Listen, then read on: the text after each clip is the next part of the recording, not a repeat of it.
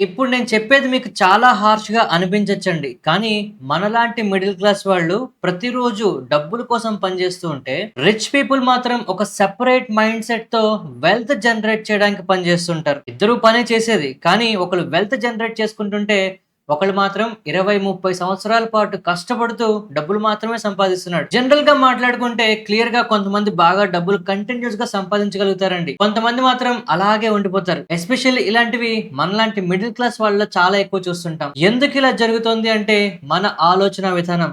మీరు కావాలంటే చూడండి, చిన్నప్పటి నుంచి మనం ఏం చెప్పి పెరిగామండి? కష్టపడి చదువు, మంచి ఉద్యోగం సంపాదించు, డబ్బుల్ని సేవ్ చేయి, పెళ్లి చేసుకో, ఫైనల్ గా రిటైర్ అవ్వు. 20, 30 ఏళ్ల వయసులో ఉద్యోగం సంపాదించి 60 ఏళ్లకి రిటైర్ అయ్యే వరకు కూడా మనం గొడ్డు చాకిరీ చేస్తూనే ఉంటామండి. కానీ ఇందులో కొంతమంది మాత్రమే వాళ్ళ తాలూకా ఆలోచన విధానం మారడం వల్ల వెల్త్ క్రియేట్ చేయగలుగుతున్నారు. ఇక్కడ అసలైన ప్రాబ్లం ఏంటి అంటే మనకి ఎవ్వరు కూడా ఎలాగ వెల్త్ జనరేట్ చేయాలనేది నేర్పించట్లేదు. సో నేను నా మనస్ఫూర్తిగా చెప్తున్నానండి. వెల్త్ జనరేట్ చేయడం మనం నేర్పించక్కర్లేదు. మన ఆలోచనలో వచ్చే చిన్న చిన్న మార్పుల ద్వారా మనం కూడా వెల్త్ జనరేట్ చేయొచ్చు. నేను చెప్పిన విషయం మీకు కరెక్ట్ అనిపిస్తే మన వీడియోకి లైక్ చేయండి. లేదు మీకు ఉపయోగపడుతుంది అంటే మన ఛానల్ కి సబ్స్క్రైబ్ చేసి మన వీడియోస్ ని రెగ్యులర్ గా ఫాలో అవ్వండి. సో ఇప్పుడు మనం వెల్త్ జనరేట్ చేయడానికి ఖచ్చితంగా రిచ్ అయి తీరాలి అనుకుంటే మనం ఆలోచన విధానాన్ని ఎలాగ మార్చుకోవాలనేది నా ఎక్స్పీరియన్స్ మీకు షేర్ చేసి చెప్తాను. నేను జనరల్ గా స్టాక్ మార్కెట్ లో ఇన్వెస్ట్మెంట్ చేస్తానండి. సో అందువల్ల స్టాక్స్ రిలేటెడ్ ఎగ్జాంపుల్స్ మీకు చెప్తాను. ఒకవేళ మీరు కొత్తగా చూస్తుంటే వీడియోని ఒకసారి పూర్తిగా చూడడానికి ట్రై చేయండి. ఒక వీడియో చూసినంత మాత్రాన మీరు స్టాక్ మార్కెట్ లో పెట్టుబడి పెట్టాలని లేదు. బట్ అట్లీస్ట్ ఈ విధంగానైనా మీ ఆలోచన విధానం మారుతుందేమో, మేబీ మీకు ఒక అవకాశం వస్తుందేమో ఒకసారి ట్రై చేసి చూడండి. ఇప్పుడు మన మార్కెట్ లో ఎంటార్ టెక్నాలజీస్ అనే ఒక కంపెనీ ఉందండి. ఈ కంపెనీకి సంబంధించి గడిచిన 2 సంవత్సరాల్లో చాలా చాలా గ్రోత్ అయితే వచ్చింది. ఎస్పెషల్లీ గడిచిన సంవత్సరంలో ఇంకా బాగా పెరిగింది. గడిచిన 6 నెలల్లో ఇంకింతకన్నా ఏం పెరుగుతుందిలే అనేలాగా కనిపిస్తుంది పరిస్థితి. మా ఫ్రీ టెలిగ్రామ్ గ్రూప్ లో నేను ఒక క్వశ్చన్ అడిగానండి. ఈ కంపెనీలో బాగా గ్రోత్ ఉంది, ప్రమోటర్ కూడా వాటాలు అమ్మేస్తున్నారు, దీన్ని ఏం చేయాలంటే చాలా మంది చెప్పిన ఆన్సర్ ఏంటో తెలుసా? దీన్ని డైరెక్ట్ గా మనం కూడా అమ్మేయాలి అని చెప్పి. ఎందుకంటే ఈ కంపెనీ తాలూకా పిఈ ఆల్మోస్ట్ 250 మీద కనిపిస్తుందండి. అంటే ఖచ్చితంగా చాలా చాలా హయ్యర్ వాల్యూడ్ కంపెనీ. కానీ ఇదే కంపెనీలో ఎఫ్ఐఎస్ వాటాలు కొంటున్నారండి. గ్రోత్ పరంగా చూస్తే కంపెనీకి తిరుగులేదు అనిపిస్తుంది. కానీ ఒక పక్క ప్రమోటర్లు వాటాలు అమ్మేస్తున్నారు, అంటే కంపెనీ తలకు ఓనర్లు వాటాలు అమ్మేస్తున్నారు. మరో పక్క కంపెనీ తలకు వాల్యుయేషన్స్ కొండకి కూర్చున్నాయి. అంటే జనరల్ గా ఇలాంటి కంపెనీస్ లో ఇన్వెస్ట్మెంట్ చేయొద్దు అని చెప్తారు. అండ్ ఈ ఎగ్జాంపుల్ కూడా బైసెల్ రికమెండేషన్ కాదండి, మీకు అర్థం కావడానికి మార్కెట్ లో ఉన్న ఒక లైవ్ ఎగ్జాంపుల్ తోనే మాట్లాడుతున్నా. ఇప్పుడు ఇదే సినారియోలో ఒక రిచ్ పర్సన్ గానీ లేదు అంటే ఎఫ్ఐఎస్ ఎందుకు కొంటున్నారనే విషయం మనం ఒకసారి అర్థం చేసుకోవడానికి ప్రయత్నం చేద్దాం. గడిచిన 2 సంవత్సరాలు కావచ్చు, సంవత్సరం కావచ్చు, 6 నెలలు కావచ్చు, కంపెనీ ఎందుకు పెరుగుతోంది? ఇప్పుడు హయ్యర్ వాల్యుయేషన్స్ అనేవి సడన్ గా రాత్రికి రాత్రి అయితే పుట్టుకు రాలేదు కదా. కంటిన్యూస్ గా పెరుగుతూనే వస్తున్నాయి. కంపెనీకి కంటిన్యూస్ గా ఆర్డర్లు వస్తూనే ఉన్నాయి. గ్రోత్ ఇంకా ఉంటుంది అని చెప్తున్నారు కంపెనీ వాళ్ళు కూడా. మరింత హైపీ ఉన్న కంపెనీస్ ని మార్కెట్ లో కొనకూడదు అంటారు. మరి ఈ కంపెనీ ఇలా పెరిగిపోతుంది. రిచ్ పీపుల్ ఆర్ ఎఫ్ఐఎస్ ఎందుకు కొంటున్నారు, ఎలా ఆలోచిస్తారో చూడండి.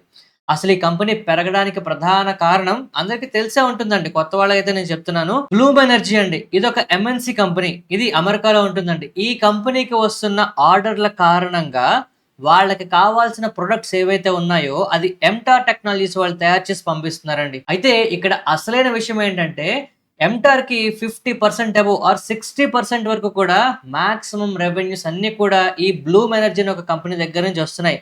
అందరికి ఇంతవరకే మ్యాటర్ తెలుసండి. ఇంకొంచెం డీప్ గా వెళ్తే బ్లూమ్ ఎనర్జీ వాళ్ళు 1 గిగావాట్ కి సంబంధించి ఏవైనా ఆర్డర్ తెచ్చుకుంటే దాని ద్వారా ఎంటార్ టెక్నాలజీస్ కి అప్రాక్స్ గా 900 నుంచి 1100 కోట్ల వరకు రెవెన్యూ రావడానికి అవకాశం ఉంది అనేది మార్కెట్ లో చాలా మందికి తెలియని విషయం. ఇప్పుడు జనరల్ గా ఎంటార్ తాలూకా సంవత్సర ఆదాయమే మామూలుగా 900 కోట్ల వరకు ఉందండి. అలాంటిది ఇప్పుడు బ్లూమ్ ఎనర్జీకి ఓవరాల్ గా ప్రపంచవ్యాప్తంగా డేటా సెంటర్లు, సెమీ కండక్టర్లు, ఆర్టిఫిషియల్ ఇంటెలిజెన్స్, ఏఐ ఇలాగా రకరకాలుగా డిమాండ్ పెరుగుతుండడంతో ఇప్పుడు వస్తున్న ఆర్డర్ల సంఖ్య కూడా బాగా పెరుగుతోంది. దీనివల్ల ఫ్యూచర్ లో ఎంటార్ టెక్నాలజీస్ కి ఇంకా ఇంకా ఎక్కువ ఆర్డర్లు వస్తాయి అనేది మార్కెట్లు నమ్మిన నిజం. ఈ నిజానికి ఎక్కువ విలువిస్తోంది. సో ఇప్పుడు ఎంత వాల్యుయేషన్ ఉన్నా దానికి ప్రధాన కారణం ఏంటి అంటే, రూ. 10 వస్తువుని రూ. 100 కన్నా పెట్టొచ్చు. కారణం ఏంటి? రూ. 100 ఇవాళ పెట్టినా ఆ తర్వాత మనకి ఇంకా ఎక్కువ డబ్బులు రావడానికి అవకాశం ఉంటుందనే నిజం తెలిసినప్పుడు అందరూ పెడతారు. ఇక్కడ మార్కెట్ కూడా 250 పిఈ ఉందని ఆలోచించట్లేదు. ఫర్దర్‌గా బ్లూమ్ ఎనర్జీ నుంచి ఇంకెంత డిమాండ్ వస్తుందో, ఇంకెన్ని ఆర్డర్‌లు వస్తాయో, దాని ద్వారా ఎంటార్‌లో ఎంత ఎక్కువ రెవెన్యూ జనరేట్ అవుతుందనేది వీళ్ళు ఆలోచించి డబ్బులు పెడుతున్నారండి. కానీ మనలాంటి వాళ్ళు ఏం ఆలోచిస్తున్నారు? ఇది ఇప్పటికే 100% పెరిగిపోయింది, 200% పెరిగిపోయింది, పిఈ ఎక్కువ ఉంది అనుకుంటున్నారు. పిఈ ఎక్కువ ఎప్పుడుంటుందండి? గ్రోత్ ఉంటేనే ఉంటుంది. ఆ గ్రోత్ లేదు అని తెలిసిన రోజు ఈ హై పిఈ ప్రమాదంగా మారుతుంది. సో, ఇక్కడ ఆలోచన విధానం గమనించారా అండి? ఇది మళ్ళీ చెప్తున్నానండి. ఎంటార్ టెక్నాలజీస్ కొనండి, అమ్మండి అని నేను చెప్పట్లేదు. కంపెనీ తాలూకా బిజినెస్‌లో ఏం జరుగుతుంది? ఎందుకు ఇంత గ్రోత్ వస్తుంది? ఇంకా ఇంకా ఎఫ్ఐఎస్ ఎందుకు కొంటున్నారు? వాళ్ళ ఆలోచన విధానానికి, మన ఆలోచన విధానానికి తేడా ఎక్కడ కనిపిస్తుందో చెప్పే ఒక చిన్న ప్రయత్నం అండి. అండ్ ఈ టైంలో నేను చెప్పే మరొక ఇంపార్టెంట్ ఎగ్జాంపుల్ ఒకసారి మీరు గమనించి చూడండి. మీలో ఎంతమందికి తెలుసండి, మన ఇండియా నుంచి చాలా చాలా ఫారిన్ పెట్టుబడులన్నీ కూడా బయటికి వెళ్ళిపోతున్నాయి. లక్షల కోట్లు అమ్మేసి మన ఇండియన్ మార్కెట్ నుంచి బయటకు వెళ్ళిపోతున్నాయి. కానీ డొమెస్టిక్ గా ఇన్వెస్టర్లు, ఎస్పెషల్లీ మ్యూచువల్ ఫండ్స్ అవ్వచ్చు, వీళ్ళందరూ కూడా మన ప్రైవేట్ బ్యాంకింగ్ సెక్టార్ స్టాక్స్ ని విపరీతంగా కొంటున్నారండి. మీకు తెలుసా? ఈ రీసెంట్ టైమ్స్‌లో అన్నిటికన్నా ఎక్కువ ఐసీఐసీఐ బ్యాంక్‌లో పెట్టుబడులు పెట్టడం జరిగిందండి. అంటే ఒకవేళ ప్రపంచవ్యాప్తంగా ఏదైనా ఇబ్బందొస్తే అన్నీ నష్టపోతాయండి. కానీ ఉన్న వాటిల్లో సేఫ్ అనే ఒక దాన్ని చూసుకొని మన ఇన్వెస్టర్లు, పెద్ద పెద్ద వాళ్ళందరూ కూడా ఐసీఐసీఐ బ్యాంక్‌లో పెట్టుబడులు పెడుతున్నారు. అంటే మార్కెట్‌లో నెగటివిటీ ఉన్నప్పుడు, లేదు అంటే ఎఫ్ఐఎస్ ఎగ్జిట్ అవ్వడానికి ఇంకా కారణాలు ఉన్నాయండి. రూపాయి పెరిగిపోవడం, కరెన్సీ టర్మ్స్‌లో వాళ్ళకి నష్టాలు రావడం, లేదు అంటే మనకన్నా ఎక్కువ గ్రోత్ చూపించే తైవాన్, లేదు అంటే సౌత్ కొరియా ఇలాంటి దేశాలకు వెళ్ళిపోవడం జరుగుతుంది. But what ever it is, ఇప్పుడు ఇండియాలో రిస్క్ ఉంది. ఒకవేళ డబ్బులు పెట్టాల్సొస్తే ఎక్కడ పెడుతున్నారండి మన డొమెస్టిక్ ఇన్వెస్టర్లు? పెద్ద పెద్ద వాళ్ళందరూ కూడా సేఫ్ కంపెనీస్ ఐసిఐసిఐ బ్యాంకులో డబ్బులు పెడుతున్నారండి. సో ఆలోచన విధానం చూసారా? మనం ఏంటి, మార్కెట్లు పడిపోతున్నాయని భయంకి బయటకు వచ్చేస్తాం. కానీ పెద్దవాళ్ళందరూ ఏం చేస్తున్నారండి, ఇక్కడ రిస్క్ ఉందా, ఇంకెక్కడ గ్రోత్ ఉందో అక్కడికి వెళ్ళిపోవడం జరుగుతుంది.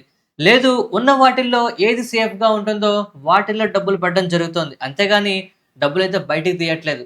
సో మన మిడిల్ క్లాస్ వాళ్ళు చేయాల్సిన పనేంటి అంటే, మనం కూడా ఇన్వెస్ట్‌మెంట్ చేయడం అనేది అలవాటు చేసుకోవాలి. చాలామంది ఏం చేస్తున్నారు అంటే, మ్యూచువల్ ఫండ్‌లో ఇన్వెస్ట్‌మెంట్ చేస్తే, ఎస్ఐపీస్ చేస్తే డబ్బులు సంపాదించొచ్చు అనుకుంటున్నారండి. మీకో విషయం తెలుసా అండి? మన ఇండియాలో స్టాక్ మార్కెట్‌లో ఎన్ని స్టాక్స్ ఉన్నాయో అంతకన్నా ఎక్కువ మ్యూచువల్ ఫండ్ స్కీమ్స్ అయితే ఉన్నాయట. చాలా చాలా స్కీమ్స్ ఎందుకు పనికిరాకుండా అలాగ పడున్నాయి. మార్కెట్‌లో ఇన్‌ఫ్లుయెన్స్ చేసేవాళ్ళు ఏం చేస్తున్నారు అంటే, మీరు ఎస్ఐపీ చేసేయండి, లేదంటే లంప్ సమ్ పెట్టేయండి, ఫలానా స్కీమ్ కొనండి అని చెప్పి ఎక్కడ ఆదాయం వాళ్ళకి ఎక్కువ వస్తుందో, అంటే ఎక్కువ కమిషన్ ఎక్కువ వస్తుందో ఆ ఫండ్స్ రికమెండ్ చేస్తున్నారు. సో ప్రతి చోట మన మిడిల్ క్లాస్ వాళ్ళు ఏం చేయాలి అనే ఒక ఆలోచన లేకపోవడమో, లేదు అంటే ప్రాపర్ గైడెన్స్ లేకపోవడమో, అవకాశం ఉన్న వాళ్ళు కూడా అలా కష్టపడుతూనే ఉంటున్నారండి. కానీ ఇక్కడ నేను చెప్పే ఒక్క విషయం మేబీ మీ ఆలోచనని మార్చొచ్చు. సో ఇక్కడ ఈ వీడియోలో నేనేం చెప్పదలుచుకుంటున్నాను అంటే, ప్రపంచ వ్యాప్తంగా డేటా సెంటర్లు అనేవి కోకొల్లగా పుట్టుకొస్తున్నాయండి. ఇవి ఎందుకు అంటే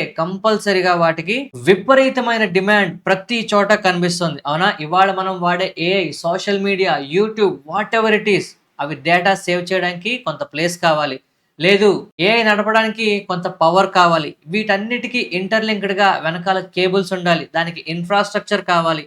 వాటన్నిటిని డెవలప్ చేయడానికి ఏవైతే పరికరాలు ఉంటాయో, ఇలా ప్రతి సెగ్మెంట్ లోని కూడా మనకి ఆపర్చునిటీస్ కనిపిస్తున్నాయి. అండ్ ఇందాక మనం మాట్లాడుకున్న ఆ ఎంటార్ టెక్నాలజీస్ ఎగ్జాక్ట్లీ అదే లొకేషన్ లో సూటబుల్ గా ఉందండి. అందుకే దాంట్లో అంత పిఈ ఉన్న ఇంకా గ్రోత్ కనిపిస్తుంది.